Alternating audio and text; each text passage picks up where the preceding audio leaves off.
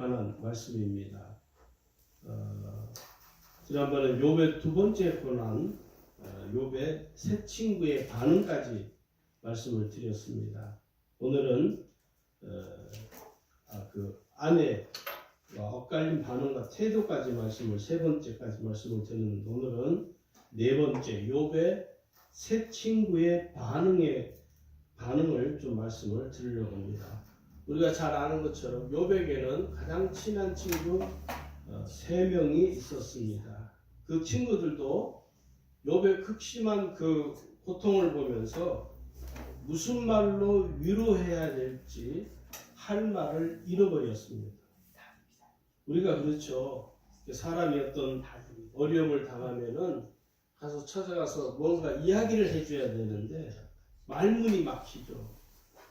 위로를 하긴 해야 되는데 어떻게 위로를 해야 될지 난감할 때가 많습니다. 이제 그런 경우죠. 부모가 먼저 가야 되는데 그 자식이, 부모가 살아 계시는데 자식이 결혼도 못하고 일치 병을 앓다가 그만 세상을 떠날 때 찾아가서 그 부모를 위로는 해야 되는데 어떤 말로 위로를 해야 될지 참 난감하게 됩니다. 그래서 가서 말을 못하는 것이죠. 그와 똑같은 것이죠. 이 욥의 새 친구도 처음에는 와서 욥을 보면서 너무 기가 막힌 것이죠. 그렇게 믿음이 좋았던 사람이었는데 어떻게 이런 일이 있었을까? 말은 해줘야 되는데, 위로는 해야 되는데 할 말을 잃어버린 것입니다. 지금 현재 이 욥의 새 친구가 그러한 지경에 있었다 하는 것이죠. 그 다음에 이 욥의 고난에 대해서 욥이 처절하게 자기 고백을 하는 장면이 욥기 3장에 기록이 되어 있습니다. 자기 고백이라기보다는 독백이죠. 자기 스스로에게 계속 말하는 거죠. 내가 차라리 이 세상에 태어나지 아니했더라면 얼마나 오히려 더 낫지 않았을까라고 고백할 정도로 그 극심한 고통과 시련을 겪는 이 욥에게 있어서는 마치 자기 독백과도 같은, 자기 스스로에게 계속 끊임없이 이야기를 하는 것입니다. 어떤 면에서 보면 참 힘든 것이죠. 우리도 그렇잖아요. 말할 수 없는 어려움을 내가 처하게 되면 나도 모르게 나 혼잣말로 이야기를 하게 됩니다. 누가 듣든지 안 듣든지 상관없이 자기 스스로 자기 독백을 하게 되는 것이죠. 거기 욥기 3장 1절을 보면 욥이 어떻게 이야기하냐면 입을 열어 자기의 생일을 저주하니라, 그렇게 기록을 하고 있습니다. 자기가 태어난 것이 저주스럽다. 태어난 이 세상에 태어나게 하신 하나님을 원망하는 것이 아니라 자기를 원망하는 겁니다. 사실은 자기를 바라보면서 어떻게 내가 미움받게 될 수 없나, 나는 차라리 이 세상에 태어나지 않았다라면 훨씬 좋지 않았을까 하는 그런 아주 이 고독한 자기와의 싸움을 지금 이 욥이 고난을 당하면서 하고 있는 장면입니다. 그 25절에 26절에 보면 내가 두려워하는 것이 그것이 내게 임하고 내가 무서워하는 그것이 내 몸에 미쳤구나. 나에게는 평안도 없고 안일도 없고 휴식도 없고 다만 불안만이 있구나. 너무너무 두려운 것이죠. 고난과 시련을 겪는, 연속적으로 계속 거듭되어지는 그 시련을 통해서 이 욥의 마음이 점점점 힘들어지고 거의 무너지는, 요즘 말로 말하면 멘탈이 거의 흔들리는, 멘탈이 다 파괴되는 그런 지경까지 욥이 가게 됩니다. 실제로. 그런데 욥의 이 새 친구가요, 조금 전까지는 하더라도 친구에게 찾아와서 욥에게 아무 말도 못하고 위로도 못하는, 할 말을 잃어버렸던 이 새 친구가 욥기 4장에 가면요, 욥에게 심한 말을 합니다. 아주 비난을 합니다. 그리고 정죄를 하게 하는 말들을 막 늘어놓습니다. 그래서 욥으로 하여금 그 마음을 더 힘들게 하는 악한 말들을 막 쏟아내는 것이죠. 욥기 4장 7절 9절에 보면 이렇게 그 비난을 합니다. 생각해 보라, 죄 없이 망한 자가 누구인가? 정직한 자의 끊어짐이 어디 있는가? 내가 보건대 악을 밭갈고 독을 뿌리는 자는 그대로 거두나니 다 하나님의 입기운에 멸망하고 그의 콧김에 사라지느라. 이 세 친구가 말하는 욥이 당하고 있는 이 지금 현재의 고난과 시련은 죄의 결과이라는 것입니다. 죄가 없는데 어떻게 이런 고난과 시련을 겪을 수가 있겠느냐는 것이죠. 이 세 친구들은 욥의 삶을 이해하지 못하는 것입니다. 전혀 알지 못하는 것이죠. 하나님께서는 우리 인간이 깨달을 수 없는, 도저히 인간의 생각으로는 미처 알 수 없는 많은 일들이 우리의 삶 속에서 일어납니다. 그때 우리가 어떤 사람이 그 고난과 시련을 겪을 때 말을 참 조심해야 됩니다. 지금 정치인 두 사람이 그는 정말 그런 말을 해서는 안 되거든요. 세월호에 대해서 그 유가족들에 대해서 아주 인간으로서는 담을 수 없는 언행을 지금 쏟아내 버렸잖아요. 그게 정죄라는 것입니다. 지금 사람은 그 자식을 잃어버려서 그 부모의 마음은 어느 날이나 10년이 지나도 천갈래 만갈래 찢어지는 아픔을 갖고 있는 그 가족들을, 유가족들을 향하여 그런 말을 하는 것은요, 우리가 신앙의 상식으로 볼 때, 하나님을 믿는 사람의 이 상식으로 볼 때는 도저히 이해할 수 없는, 저는 그걸 보면서 어떻게 사람들이 자기는 자식이 없을까? 저 사람은 아무리 국회의원 일하지만 본인들도 자식이 있을 건데 너무 해서는 안 될 말, 사람의 마음을 다치게, 그는 다치게 하는 정도가 아니라 죽이는 말이죠. 사실은 우리가 그럴 때가 참 많거든요. 어느 성도가 어려움을 겪을 때 찾아가서 위로해 주기보다는 판단하고 정죄하는 말을 할 때가 훨씬 더 많습니다. 우리가 참 조심을 해야 합니다. 제가 전에 있던 교회에서 신방을 하면, 병원에 신방을 가면 꼭 그 가서 주청받은 분들이 꼭 있어요. 그냥 한 말 쓰면 되는데, 그렇게 보라고 말이야. 그렇게 하는 신앙생활 그렇게 하면 되겠냐고. 해도 할 필요가 없는 말을 괜히 해서, 안 그래도 몸이 아파서 병원에 있는 그 사람, 그 성도에게 더 마음을 힘들게, 마음을 더 무겁게 짓누르고, 마치 자기는 아주 의로운 사람처럼 신방하고 돌아가는 뒷모습을 제가 뒤통수를 보면서 그런 생각을 해서, 만약에 자기가 저의 입장이라면 어떨까? 사람들이 내가 무심코 건네는 말 한마디가 사람을 오히려 다치게 하게 됩니다. 그런 말들을 우리가 참 조심을 해야 되는 것이죠. 욥이 그 아내와 그 세 친구들이 하는 말에 대해서 비난하고 정죄하는 것에 대해서 이 욥은 욥기 6장에 가면요, 6장 25절 26절에 가면 이렇게 이야기를 합니다. 옳은 말이 어찌 그리 고통스러운가? 너희 말이 옳다. 그 말이 어찌 나에게는 고통스럽냐? 너희의 책망은 무엇을 책망함이냐? 너희가 나를 책망하는데 도대체 너희가 나를 책망하는 이유가 뭐냐 이거죠. 너희가 남의 말을 꾸짖을 생각을 하나 실망한 자의 말은 바람에 날아가느니라. 이 욥은 그 아내와 그 새 친구가 하는 말들을 들으면서 그냥 무심코 흘러가는 게 아니죠.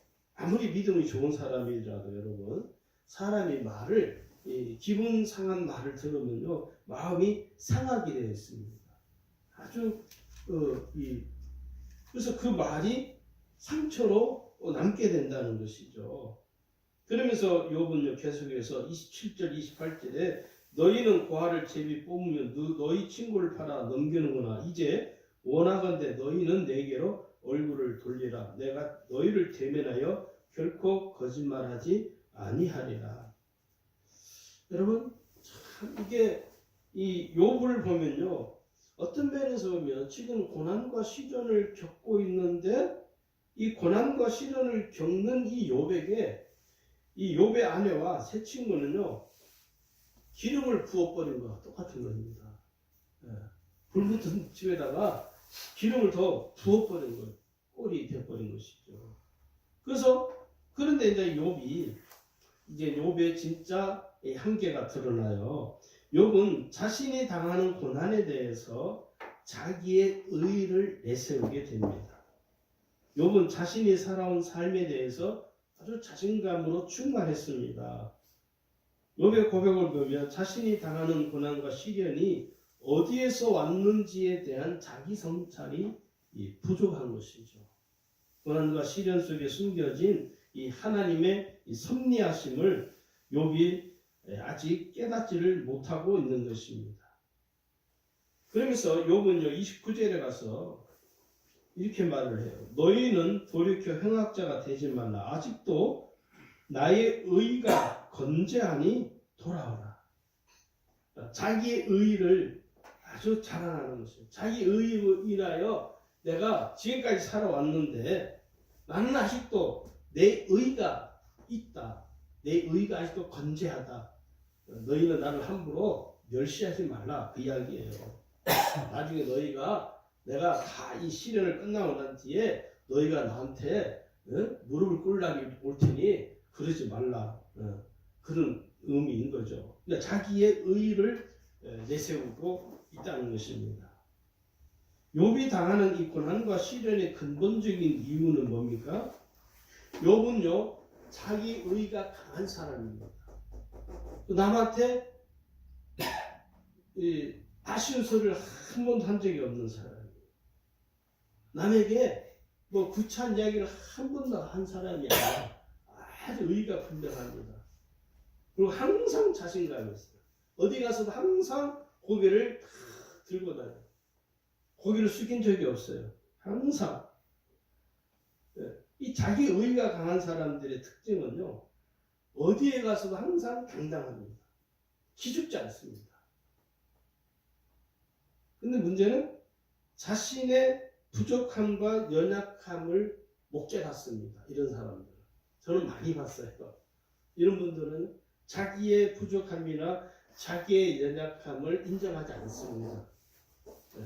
내가 지금까지 어떻게 살아왔는데, 내가 지금까지 하나님을 어떻게 믿고 살아왔는데 라고 자기 의의를 아주 사랑하고 내세우고 그 의의를 아주 마치 자기의 이 자존심보다 더 강하게 여기는 성향이 있습니다. 그래서 이 욥은요 자기 의로 말미암아 자신의 신앙심이 좋은 것으로 이해하고 있는 것이죠. 여기 보면요 욥기 32장 1절 2절에 보면 욥이 자기를 이렇게 생각해요. 거기 한번 보세요 여러분. 욥기 32장 1절 2절을 욥이 자신을 의인으로 여김으로 그 세 사람이 말을 그치니 남종족 부스 사람 바라겔의 아들 엘리후가 화를 내니 그가 욥에게 화를 내면 욥이 하나님보다 자기가 의롭다 하며. 그러니까 욥은 자기 의를 내세우는 사람.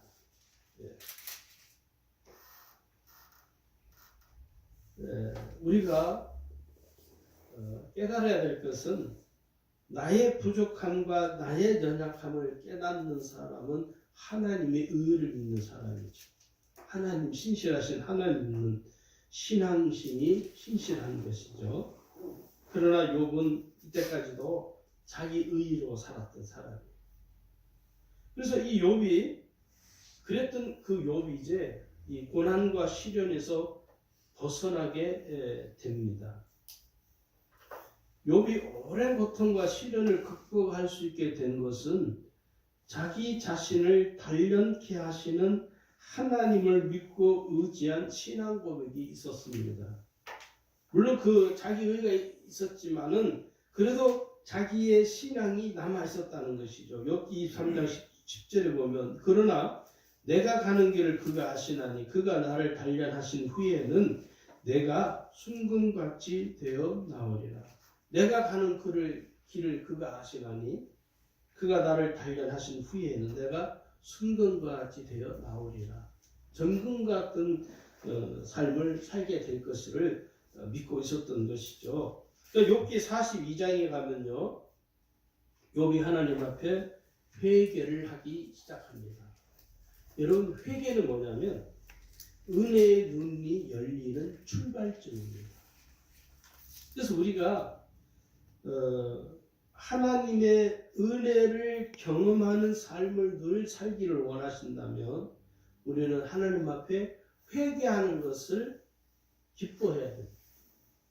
회개는 하나님의 특별한 은총이 임하는 특별한 은혜입니다. 욥이 자신의 무능함과 연약함을 처절하게 깨달으면서 하나님께 회개 기도를 드리게 됩니다.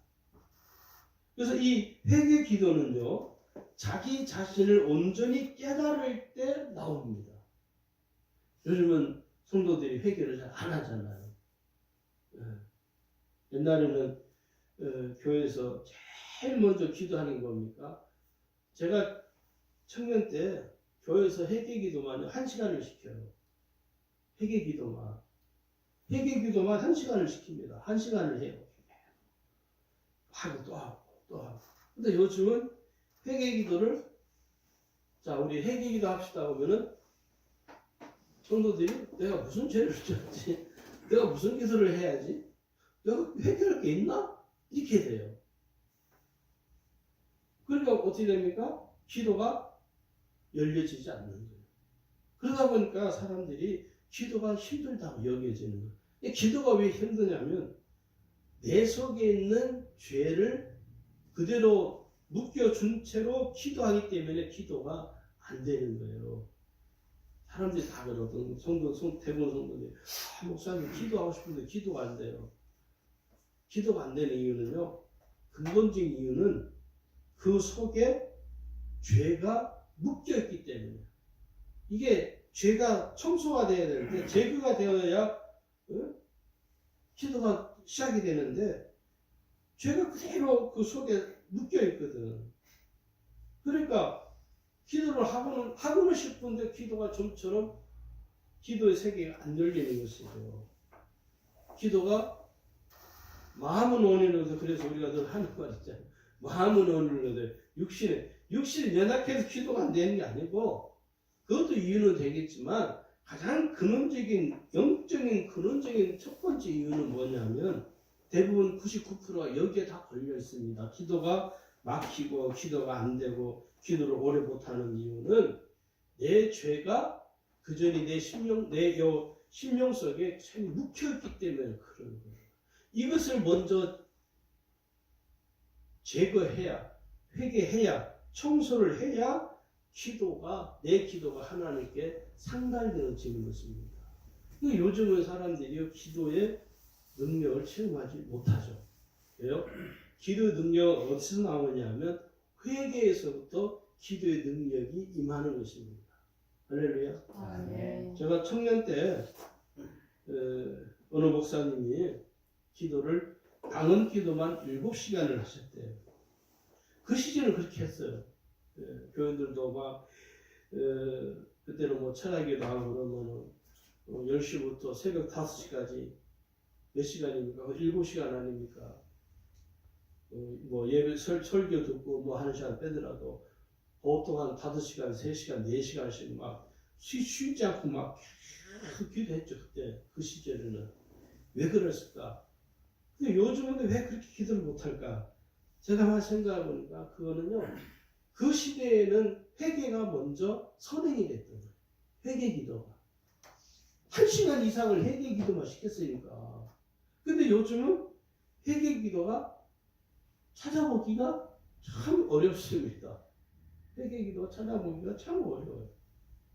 그러니까 기도도 점점점 기도하는 시간들이 점점점 줄어들 수밖에 없어요. 이 욥이 철저하게 자기의 무능함과 연약함을 철저하게 깨닫게 되면서 자기 속에 얼마나 말할 수 없는 죄가 있다는 사실을 인지를 하게 되죠. 그러면서 이 욥이 욥기 42장 여러분 보세요. 거기 보면요. 1절에 보면 1절부터 쭉 볼게요.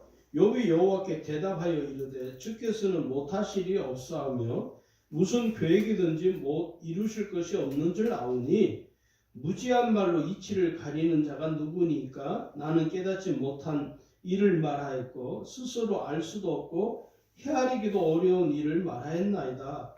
내가 말하겠사오니 주는 들으시고 내가 주께 묻겠사오니 주여 내게 알게 하옵소서. 내가 주께 대하여 귀로 듣기만 하였사오나 이제는 눈으로 주를 배움나이다. 그러므로 내가 스스로 거두어드리고 티끌과 제 가운데에서 회개하나이다. 처절하게 회개하는 것이죠. 귀로 듣기만 했던 그 하나님, 그러니까 이성적으로만 알았던 그 하나님, 이제는 내가 눈으로 주를 뵌다는 거예요. 직접 눈으로 주님을 본다는 것이죠. 욥은 하나님 앞에서 진실한 마음과 신실한 신앙으로 회개 기도를 하게 되면서 이 영적인 눈이 벗겨집니다. 가리웠던 영적인 눈이 이게 다 벗겨져요. 그리고 믿음의 눈이 확 열리게 됩니다. 그게 이 고백이에요. 이 욥이 내가 귀로만 들었지만 이제는 내가 눈으로 주를 배웠습니다.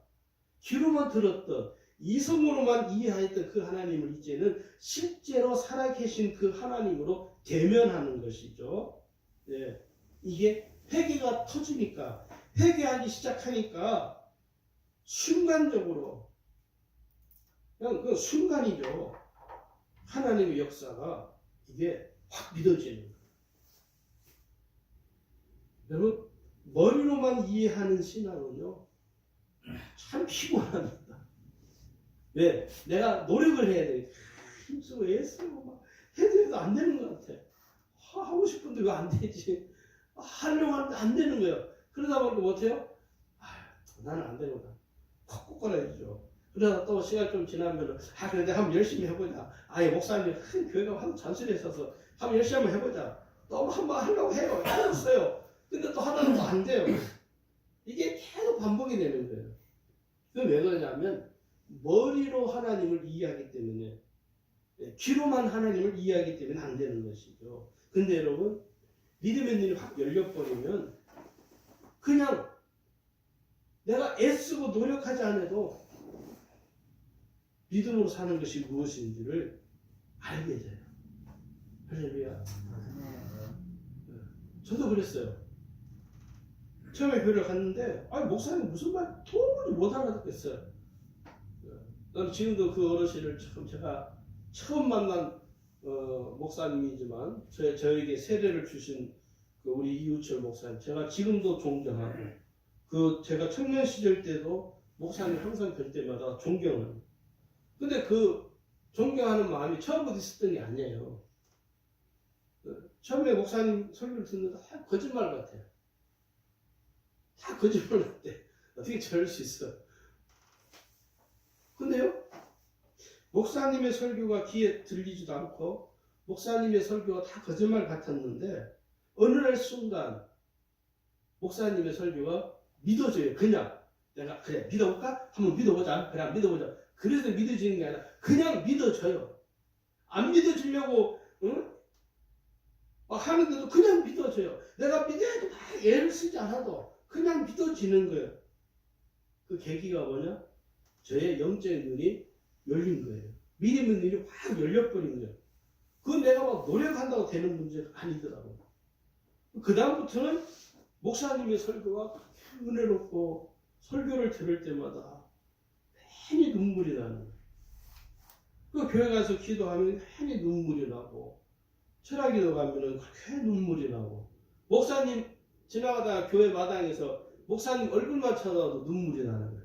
그 목사님이 지나가시다가 저한테 우리 박 선생님 잘 지내냐고 그 말 한마디만 해줘도 마음이 이상하게 찡해지는 거예요. 여러분 이게요 머리로만 이해하고 귀로만 듣던 그 하나님을 내가 직접 눈으로 대면하는 것처럼 이 욥이 회개가 터져버리니까 하나님을 이제는 귀로만 듣는 것이 아니라 이제는 눈으로 직접 대면하는 것처럼 하나님을 보게 되었다는 거예요. 이게 욥이 이 혹독한 고난과 시련을 통해서 욥은 진짜 신앙인으로 거듭난 것입니다. 할렐루야. 그래서 이 욥이 당하는 고난과 시련은요, 어떤 면에서 보면 하나님이 욥을 위한 새로운 거듭남의 축복이다. 저는 그렇게 믿어집니다.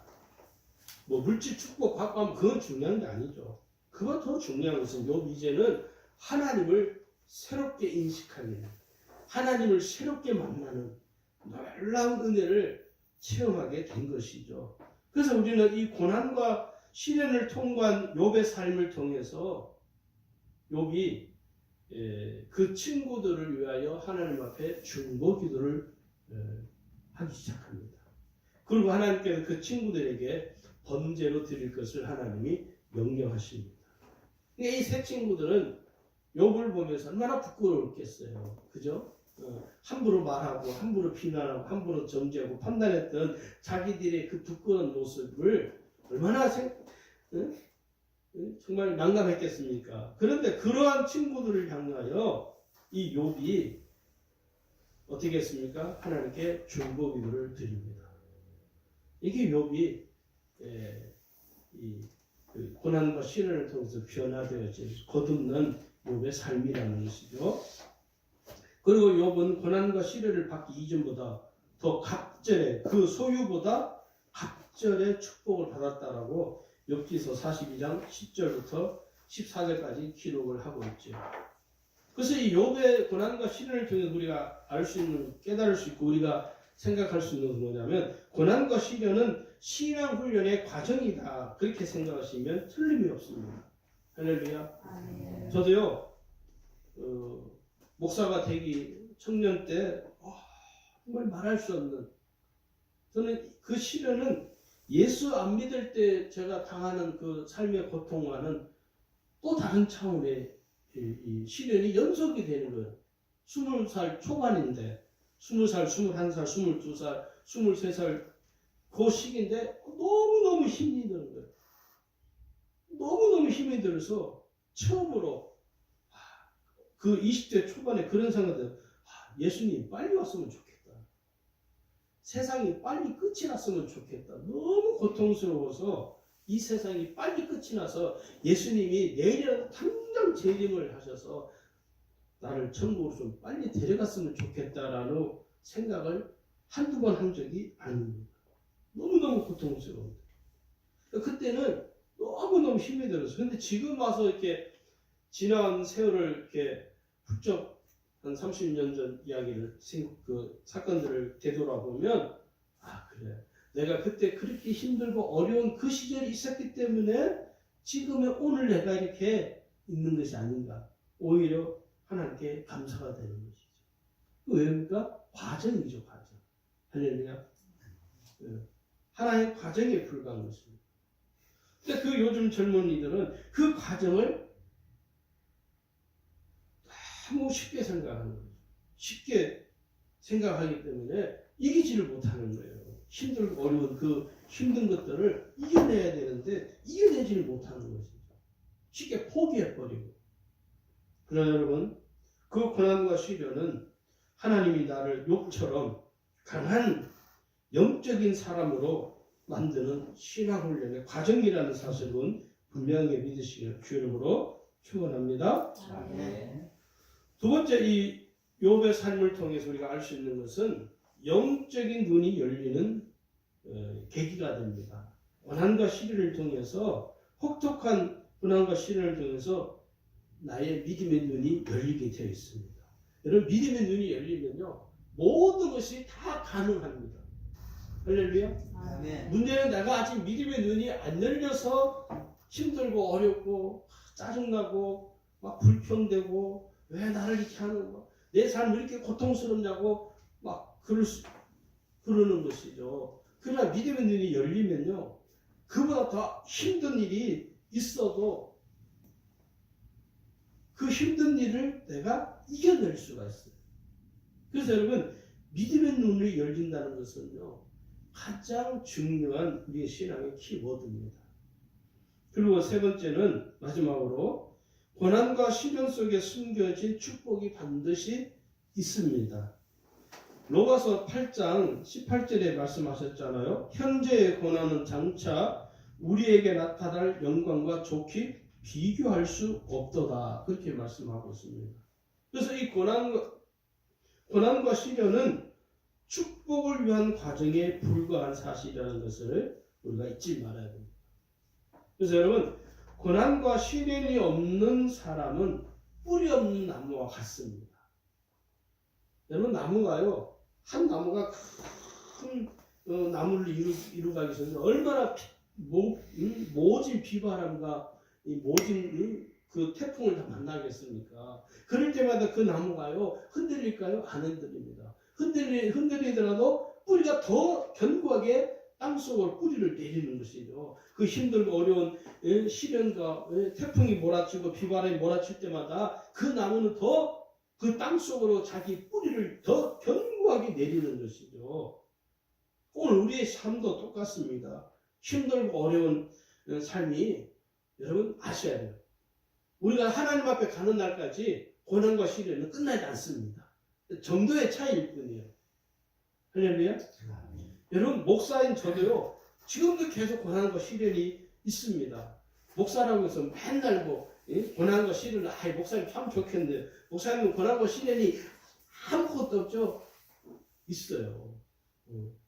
정도의 차이일 뿐이에요. 여러분의 이 당하는 고난과 제가 당하는 고난이 정도의 차이일 뿐이지, 우리가 주님 앞에 가는 날까지 여러분, 고난과 시련은 끝이 나지 않습니다. 할렐루야. 아멘. 어떤 분이 목사님, 저 예수를 믿었으면 좀 마음이 평안하고 이제 고난과 시련이 완전히 없어져야 하는데 어떻게 예수 믿으면 더 이렇게 힘드냐고. 맞습니다. 더 힘들 수 있습니다.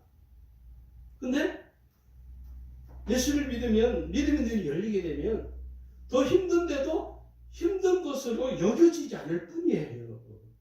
다 어렵습니다. 우리가 서로 말을 하지 않았을 뿐이지, 속을 들여다보면요, 힘들고 어려워요. 여러분, 혹시 여러분 중에, 목사님, 무슨 말씀? 저는 하나도 힘 안 들립니다. 혹시 그런 분 계세요? 그분은 성자예요, 성자. 없습니다. 다 힘듭니다. 우리 서원사님도 힘드시고, 다 힘들어요. 안 힘든 사람 어디 있어요? 네? 다 힘들어요, 다 힘들어요. 이 세상에 힘 안 든 사람 없습니다. 다 예수님도 힘들었으니까, 예수님. 그러니 여러분, 욥을 보면서 여러분 위로를 삼으십시오. 저는 욥을 보면서 동기부여가 되더라고요. 제가 욥을 이 설교 준비를 지난주, 오늘 또 이렇게 두 번에 걸쳐서 말씀을 제가 설교를 했는데, 저는 욥을 다시 이렇게 제가 말씀을 준비하면서 어떤 생각을 해요? 욥이 나에게 삶의 동기부여를 해주는구나. 저는 욥을 이 말씀을 보면서 제 삶의 동기부여가 강력하게 되더라고요. 동기부여가 되는 거예요. 욥도 이렇게 하나님이 축복하셨는데, 그죠? 하나님이 욥도 이렇게 쓰셨는데 하나님이 나를 쓰시겠지. 욥이 이렇게 하나님 앞에 처절하게 하나님을 의지하고, 물론 이 욥이 자기 의의가 있었지만 그것을 처절하게 깨달으면서 이제는 하나님을 귀로 듣지 않고 내가 눈으로 하나님을 대면합니다라고 아주 은혜의 눈이 확 열리면서 하나님이 그를 축복하시잖아요. 욥기 42장 10절에 보면 욥이 그의 친구들 위하여 기도할 때 여호와께서 욥의 공경을 돌이키시고 여호와께서 욥에게 이전 모든 소유보다 갑절이나 주신지라. 그러니까 우리가 당하는 이 고난과 시련이 끝이 아니라 과정이고, 반드시 하나님 그 과정을 통해서 나를 더 단단한 사람으로 하나님의 사람으로 세워준다는 사실을 꼭 믿으시고 견디고 승리할 수 있기를 주의 이름으로 축원합니다. 아멘. 기도하겠습니다.